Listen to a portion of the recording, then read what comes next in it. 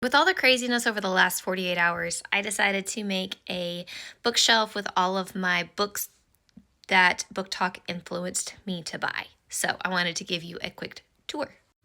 All right, so the first book that I was ever influenced to buy was A Broken Blade by Melissa Blair, and I have the anonymous copy because of her amazing things.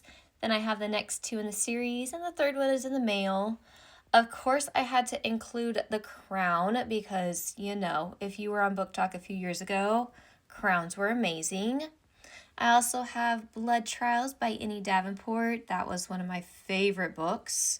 And The Adventures of Amina El Sarafi. And of course, I got the special edition because, I had to.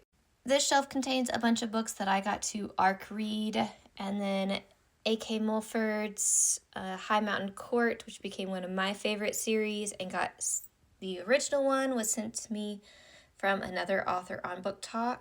These are all signed editions of indie authors from Book Talk. This shelf is full of mostly traditionally published books that I was influenced or given from Book Talks. So Firekeeper's Daughter is a book that I thought was going to be fantasy, and it was not, but it was fantastic.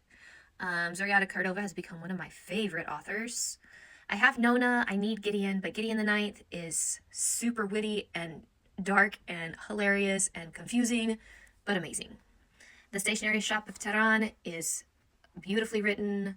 The Shadow of the Wind and Anna Maria the Fox were suggestions from Jessie, and love all of her suggestions. So was Certain Dark Things. Hunted was a favorite of a book talker that passed away, so I always think about that one. Misrule was one of my first NetGalley books, and so I had to get my own copy. This Poison Heart and This Wicked Fate, Catherine Bayron is just the best. Black Sun by Rebecca Rowanhorse. Memorable and amazing and just, it's an adventure. The Warrior Midwife and The Fortune of Emerald and Salt were both gifted.